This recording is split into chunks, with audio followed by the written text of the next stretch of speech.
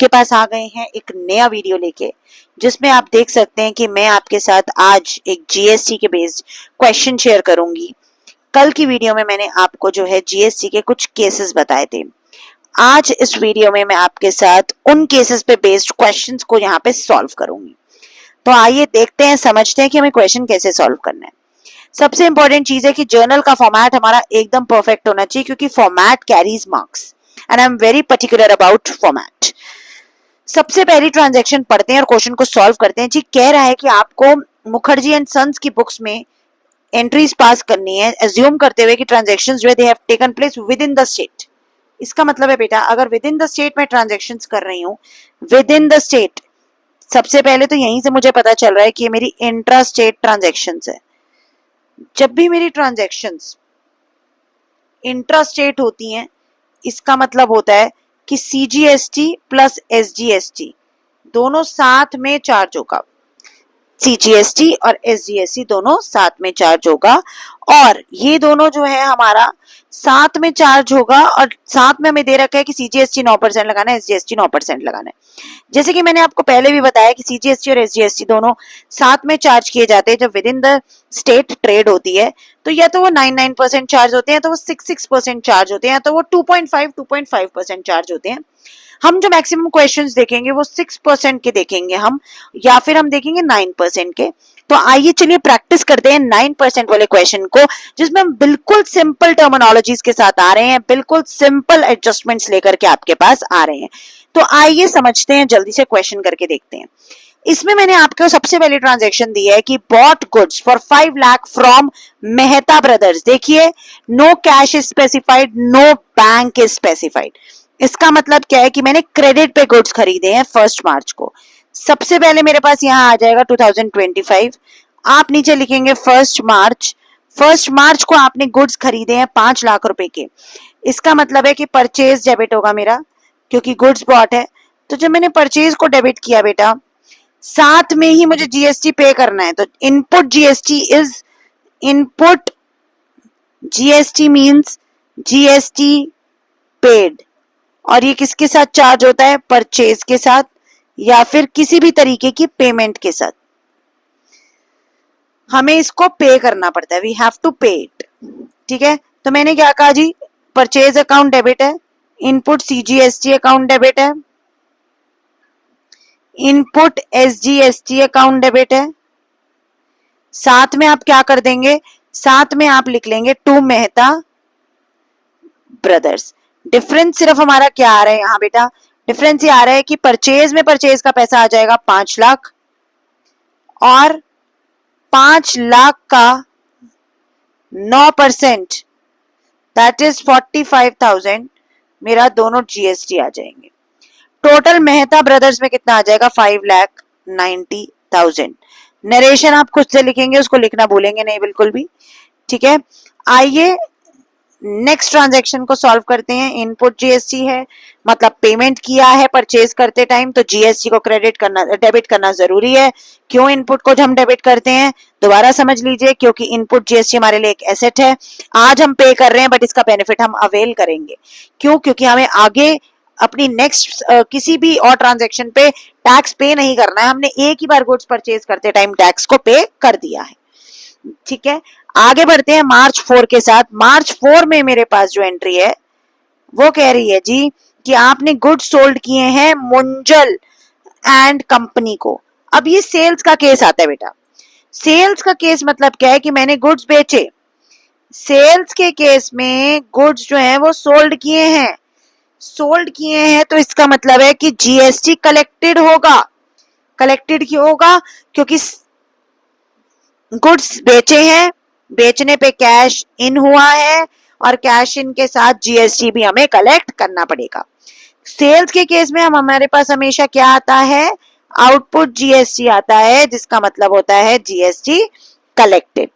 ठीक है, ध्यान से समझ लीजिए। अब जीएसटी को हमने सेल्स किया है और साथ में जीएसटी कलेक्ट किया है।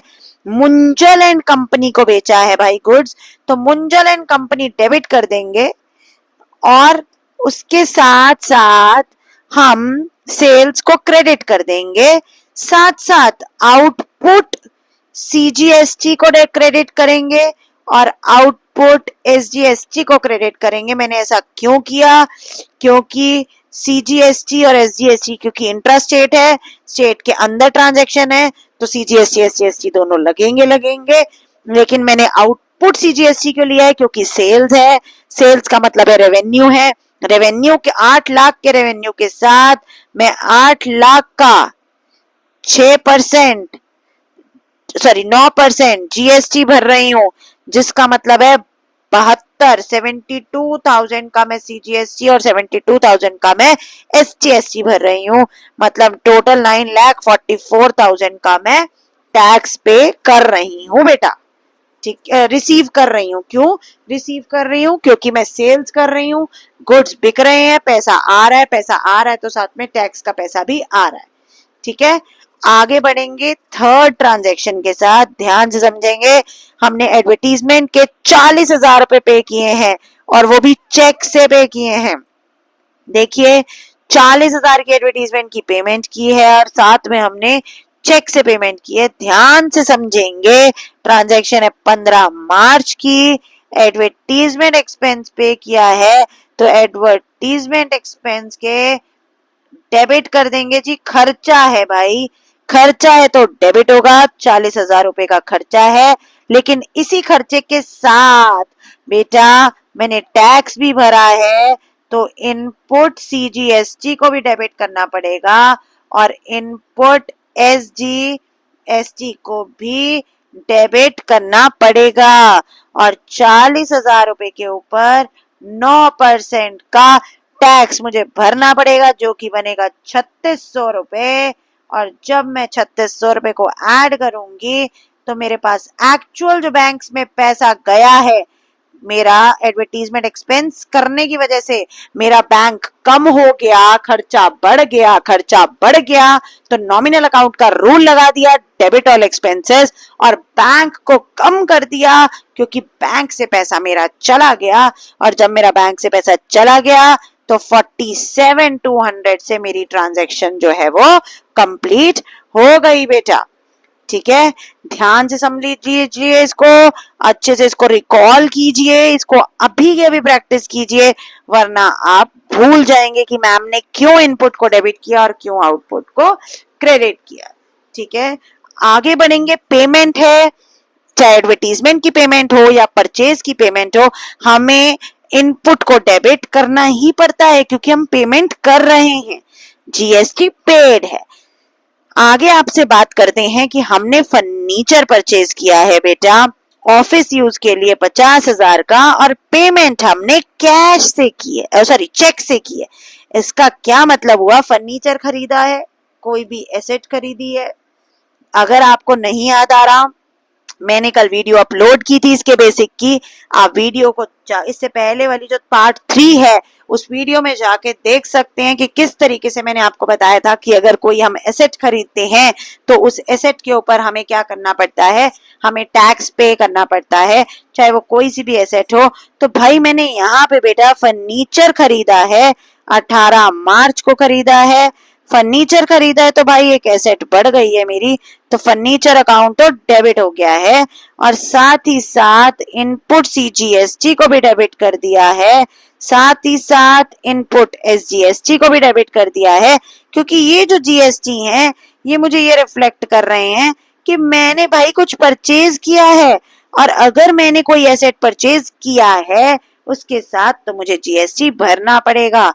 50,000 का मेरा फर्नीचर है और उस पे मैंने 9% ईच 9% ईच का सीजीएसटी और एसजीएसटी भरा है, जिसकी वजह से मैंने एक्चुअल जो है वो 59,000 की फर्नीचर की पेमेंट की है। नरेशन आप खुद लिखेंगे, आप you are mature enough students कि मुझे आपको बार बार बताने की जरूरत नहीं है कि बेटा जी आप अपनी नरेशन लिखिए, narration carries marks and narration is very important and must. ये आपकी प्रैक्टिस होनी चाहिए भाई कि जब भी मैं क्वेश्चन करूं मुझे नरेशन लिखना है भाई। क्यों प्रैक्टिस होनी चाहिए मैम? क्योंकि बेटा जब भी आप क्लास 12th में एग्जाम देने के लिए जाएंगे, आप देखेंगे कि आपको एग्जाम में जर्नल एंट्रीज आ रही हैं और आपको उसमें नरेशन तो लिखनी है। अब आप देखिए, मैंने इसमें 3 केसेस ऐसे लिए हैं जहां हम पेमेंट कर रहे हैं। आप देखिए, जब मैंने परचेज किए तो मैंने पेमेंट की, जब मैंने फर्नीचर खरीदा तो मैंने पेमेंट की, जब मैंने एडवर्टीजमेंट एक्सपेंस बियर किया तो मैंने पेमेंट की। ये सारी पेमेंट करने की वजह से आप देख सकते हैं बेटा कि मेरा इनपुट जीएसटी किस तरीके से जो है यहाँ पे डेबिट किया है मैंने। और जब मैंने कलेक्ट किया है पेमेंट कलेक्ट करते समय मैंने क्या किया है, जीएसटी को रिसीव किया है। वो सिर्फ अभी तक एक ही केस आया है जो कि सेल्स का है। आगे बढ़ते हैं। आपने प्रिंटिंग का चार्ज पे किया 8,000 रुपए का और साथ में आपने जीएसटी भी भरा। तो आइए इस एंट्री को समझते हैं। ये एंट्री है हमारी 25 मार्च की, जिसमें वो कह रहा है जी आपने एक प्रिंटिंग एंड स्टेशनरी का खर्चा भरा है। तो प्रिंटिंग एंड स्टेशनरी लिखना भूलेंगे नहीं, तो प्रिंटिंग एंड स्टेशनरी अकाउंट को डेबिट करेंगे और साथ ही साथ यहाँ पे हम प्रिंटिंग और स्टेशनरी के एक्सपेंसेस के साथ जो है फटाफट से 8,000 का 9% जीएसटी भर देंगे, जो कि बनेगा 720। और सिमिलरली हम साथ में भर देंगे 8,000 का 9% सीजीएसटी, एसजीएसटी, दोनों टैक्सेस को भरेंगे। और देखिए किस प्रकार हम इसकी एंट्री को करेंगे सॉल्व। 720 भरेंगे। चेक से भर रहे हैं जी, तो चेक से भर रहे हैं, सॉरी कैश से भर रहे हैं इस ट्रांजैक्शन में, तो कैश को क्रेडिट कर देंगे क्योंकि जी कैश मेरा कम हो गया 9440 से। नरेशन लिखना बिल्कुल भी नहीं भूलेंगे और नरेशन लिखने के बाद अपने इस एंट्री को क्लोज कर देंगे। सीधा सालाना साल की लास्ट एंट्री पे आ जाएंगे, ईयर एंड की जो 31 मार्च की है। यहाँ भी प्रिंटिंग स्टेशनरी की पेमेंट की थी बेटा, इसलिए हमने इनपुट जीएसटी को क्या किया है, डेबिट किया है, क्योंकि इट इज पेमेंट मेड। अब देखिए मैंने क्या कहा कि हमें जीएसटी का बैलेंस पेमेंट करनी है। इस क्वेश्चन की हेल्प से मैं आपको जीएसटी सेट ऑफ एक बहुत इंपॉर्टेंट टॉपिक बताने जा रही हूँ। जीएसटी सेट ऑफ के लिए बेटा आपको पता होना चाहिए कि जीएसटी जो है वो कहाँ से कौन सा जीएसटी सेट ऑफ होता है। तो आइए पहले आपको यहाँ समझाते हैं कि सेट ऑफ जीएसटी का मतलब क्या होता है। देखो बेटा, सेट ऑफ जीएसटी का मतलब होता है कि जितना मैंने पे किया है विच इज इनपुट जीएसटी, जिसका मतलब है जीएसटी पेड, जितना भी जीएसटी मैंने पे किया है at the time of purchase, goods को या किसी भी एसेट को परचेज करते टाइम मैंने अगर कोई जीएसटी पे किया है, उस जीएसटी को सेट ऑफ करना जरूरी है विद आउटपुट जीएसटी। और वो आउटपुट जीएसटी का क्या मतलब है, जीएसटी कलेक्टेड। जीएसटी कलेक्टेड के साथ पेड वाले को सेटल करना बहुत जरूरी है। ऐसा क्यों जरूरी है, क्योंकि हमें पता रहता है कि मैंने क्या, मेरा जो इनपुट है वो लेस देन आउटपुट है या मेरा आउटपुट जो है वो लेस देन इनपुट है। ये मुझे पता होना चाहिए कि भाई क्या मेरी पेमेंट रिसीव्ड, मतलब मेरा जीएसटी कलेक्टेड ज्यादा है कि जीएसटी पेड ज्यादा है। क्योंकि अगर इनके बीच में कोई डिफरेंस बचेगा तो उस डिफरेंस को हमें क्या करना पड़ेगा, ट्रीट करना पड़ेगा। ठीक है, तो उसके लिए हम जीएसटी को कैसे सेट ऑफ करते हैं एक बार ध्यान से समझ लीजिए। ये कुछ इंपॉर्टेंट पॉइंट्स है जिसे आप नोट डाउन भी कर सकते हैं कि जी आईजीएसटी जो होता है, आप इनपुट आईजीएसटी को आप जो है किस किस के साथ अपने इनपुट जीएसटी को सेट ऑफ कर सकते हैं। देखिए, एक तो ना बहुत इंपॉर्टेंट चीज जो आपको पता होनी चाहिए वो ये है कि जो जीएसटी की सेट ऑफ की जब हम बात करते हैं तो हमारा जो इनपुट जीएसटी, जो हमारा आईजीएसटी होता है ना, हम उसको इनपुट आईजीएसटी को we can set off against, हम उसको सेट ऑफ कर सकते हैं आउटपुट आईजीएसटी से। और बैलेंस अगर फिर भी बच जाए तो आउटपुट एसजीएसटी से, बैलेंस बच जाए तो आउटपुट, सबसे पहले सीजीएसटी ले लीजिए, स्टेप है ये भी एक स्टेप है। ठीक है, आउटपुट सीजीएसटी से, आउटपुट एसजीएसटी से, ये स्टेप है।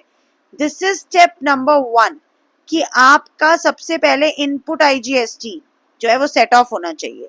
और इनपुट आईजीएसटी को आप कहाँ सेट ऑफ कर सकते हो? सबसे पहले तो आप आउटपुट आईजीएसटी पूरा लगा देंगे उसको सेट ऑफ करने में, बैलेंस बच जाएगा तो आउटपुट सीजीएसटी से करेंगे, बैलेंस बच जाएगा तो आप आउटपुट एसजीएसटी से करेंगे, और फिर भी अगर बैलेंस बच जाएगा तो उसको कैसे ट्रीट करेंगे ये हम क्वेश्चन में सीखेंगे। ठीक है, स्टेप बस आपको पता होना चाहिए। सेकेंड मेन चीज जो आपको पता होनी चाहिए कि इनपुट सीजीएसटी को हम किसके साथ ट्रीट करेंगे? हम इसको सेट ऑफ करेंगे against output CGST, simple and sorted. Input CGST output CGST के साथ सेट ऑफ होगा और इनपुट एसजीएसटी सेट ऑफ होगा अपने ही आउटपुट एसजीएसटी के साथ। That's it. आपने ये बात, एक बात बस गौर से ध्यान रखनी है, वो ये है कि आपका इनपुट आईजीएसटी जो है वो आप सेट ऑफ करेंगे आउटपुट आईजीएसटी, सीजीएसटी, एसजीएसटी किसी के भी साथ सेट ऑफ कर सकते हैं, पर इनपुट सीजीएसटी सिर्फ और सिर्फ आउटपुट सीजीएसटी के साथ होगा और इनपुट एसजीएसटी सिर्फ और सिर्फ आउटपुट एसजीएसटी के साथ ही सेट ऑफ होगा। ये सेट ऑफ का सबसे इंपॉर्टेंट पार्ट है जो आपको पता होना चाहिए। इसका स्क्रीनशॉट ले लो, इसे बाद में दोबारा ध्यान से एक बार देख लेना, और फिर भी कोई डाउट आए तो कमेंट बॉक्स है, डीएम कर सकते हैं, इंस्टाग्राम पेज पे जाके, फेसबुक पेज पे जाके डीएम कर सकते हैं, मुझे व्हाट्सएप कर सकते हैं और अपने डाउट को आप आराम से क्लियर कर सकते हैं। तो ये जो है आपके सेट ऑफ के केसेस हैं। इनपुट को आईजीएसटी को हम तीनों के साथ सेट ऑफ कर सकते हैं, लेकिन सीजीएसटी को सीजीएसटी के साथ और एसजीएसटी को एसजीएसटी के साथ ही सेट ऑफ कर सकते हैं। आई होप आपको ये पॉइंट मेरा क्लियर होगा। आई होप इसमें आपको कोई प्रॉब्लम नहीं होनी चाहिए। ठीक है, तो आइए आगे बढ़ते हैं और इस क्वेश्चन में सेट ऑफ करके देखते हैं कि कैसे करते हैं सेट ऑफ। इसमें मुझे सिर्फ सीजीएसटी एसजीएसटी दिया है, तो आप वर्किंग नोट बनाना बिल्कुल नहीं भूलेंगे, और वर्किंग नोट में आप मेरे तरीके से करेंगे तो आपको बहुत इजी लगेगा, बहुत टफ नहीं है। क्योंकि आपने क्या लिखना है, सबसे पहले आप यहाँ पे बना लीजिए 2 कॉलम, जो आपको दिया है उसके कॉलम बना लीजिए। मुझे क्वेश्चन में दे रखा है बेटा सीजीएसटी और एसजीएसटी। सबसे पहले आप लिखेंगे कि आपके पास जो है वो कितना बचा है बैलेंस, या कितना बैलेंस आपके पास जेन्युइनली है सीजीएसटी का और एसजीएसटी का। इस बैलेंस को हम कैसे रिकॉर्ड करेंगे ये सीखते हैं। देखो, इसमें हम सबसे पहले लिखेंगे कि हमारे पास, आप लिख लीजिए नंबर 1 इनपुट, आपके पास इनपुट सीजीएसटी कितना है और इनपुट एसजीएसटी कितना है वो लिखते हैं। इनपुट में आपके पास जो दिया है उसे आप प्लस करेंगे। ठीक है, देखिए कैसे। इनपुट में सबसे पहले जो डेबिट साइड पे होता है उसको लिखते हैं, सीजीएसटी 45 है, एसजीएसटी भी 45 है। नेक्स्ट देखिए 3600 है, 3600 है। ठीक है, नेक्स्ट देखिए 4500 है, 4500 है। नेक्स्ट देखिए 720 है, 720 है। यहां तक आप देख सकते हैं कि हमने सीधा सीधा यहाँ जर्नल से वैल्यूज उठाई हैं। 45, 45, 72, 72 तो खैर हमने अभी नहीं उठाई। वाई? बिकॉज ये 72 जो है ये हमारी क्या है, दिस 72 इज आउटपुट, और आउटपुट का अभी हम ट्रीटमेंट नहीं सीख रहे हैं, हम सिर्फ इनपुट का ट्रीटमेंट सीख रहे हैं। तो आप ध्यान से देख सकते हैं कि मैंने 45 उठाया, फिर 36 उठाया,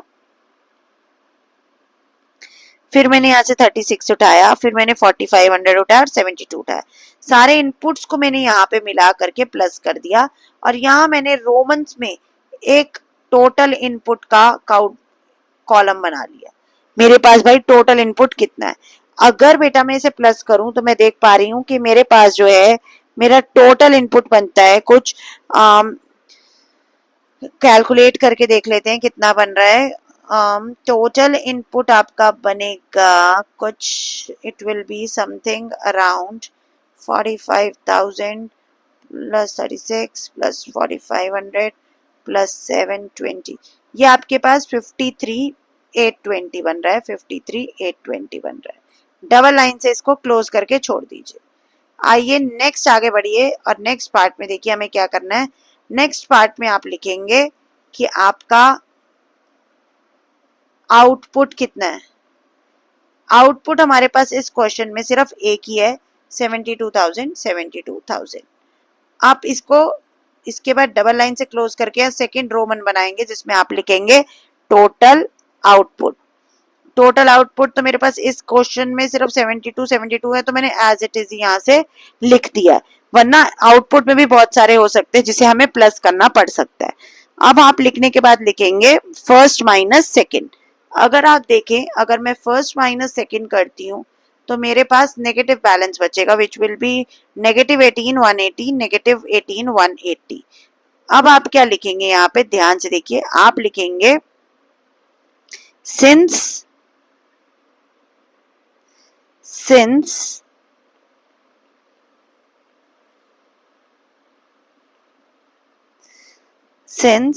इनपुट जीएसटी, चाहे वो कोई सा भी हो, सीजीएसटी हो या एसजीएसटी हो, कोई सा भी हो, सिंस जीएसटी जो है, input GST is less then output GST. आप देख सकते हैं कि मेरा इनपुट जो है वो कितना है, 53,820 विच इज लेस देन 72,000। इसका मतलब क्या हुआ बेटा, इसका मतलब है कि payment to be made, that means GST आपने ज्यादा कलेक्ट कर लिया है और आपका पेमेंट जो है वो कम है। ठीक है, इसका क्या मतलब हुआ कि सिंपल सा इसका मतलब हुआ जो मैं यहां लिख रही हूं, GST paid is less then GST collected. इसका मतलब है मैं एक्स्ट्रा पैसा सरकार को पे करना पड़ेगा, और वो एक्स्ट्रा पैसा जो हमें सरकार को पे करना है वो कितना होगा, 18,180 plus 18,180 which will be 613636। So मेरे हिसाब से that money is going to be 36,360। ठीक है, अब आप कहेंगे मैम इसकी हम जर्नल कैसे करेंगे। जर्नल ऐसे करेंगे कि आपने कुछ नहीं करना, सिंपल यहां से वैल्यू को उठाना है और इनपुट को सेट ऑफ कर रहे हैं तो इनपुट हमेशा क्रेडिट हो जाएगा। तो आप लिखेंगे आउटपुट सीजीएसटी अकाउंट डेबिट। इसका भी मतलब समझाऊंगी कि मैं आउटपुट को डेबिट क्यों कर रही हूँ।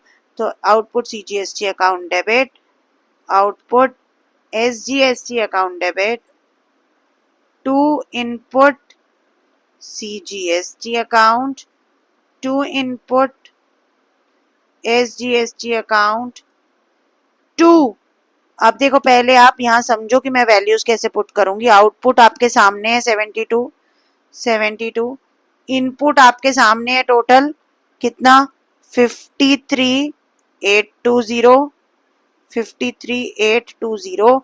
अब आप खुद देखिए कि जो ये दोनों साइड्स मेरी इक्वल नहीं है ना, debit and credit side are not equal, so that means what I have to do is I have to check कि मेरी गलती कहाँ है। गलती नहीं, इसका मतलब है कि मेरे को जो है excess of payment I have to, जो कम पैसा मैंने सरकार को दिया है, इसका मतलब बैंक से मेरा वो बचा हुआ पैसा जो है वो चला जाएगा, जो मैंने यहाँ निकाला था payment to be made which will be 36,360। कैसे आया ये 17,18180 प्लस 18,180। ये पैसा था जो मेरा इनपुट कम था, मेरा payment made to the government is less than payment collected. तो इस तरीके से हम जीएसटी को है सेट ऑफ करेंगे और अपना क्वेश्चन खत्म करेंगे। तो हमेशा जब भी जीएसटी को मुझे सेट ऑफ करना है क्वेश्चन के एंड में, तो आपको ये देखना पड़ेगा कि जीएसटी कलेक्टेड ज्यादा है या जीएसटी पेड ज्यादा है। उसके लिए आपको इस तरीके से प्रॉपर एक वर्किंग नोट बनाना पड़ेगा। वर्किंग नोट ध्यान से देख लीजिए, कोई डाउट है तो आप डीएम कर सकते हैं, पर्सनल मैसेज कर सकते हैं, और चैनल को सब्सक्राइब लाइक शेयर करना बिल्कुल भी मत भूलना। और आगे फर्दर और अच्छे टॉपिक्स और वीडियोस के लिए चैनल के साथ बिल्कुल जुड़े रहो और बने रहो। तब तक के लिए थैंक यू।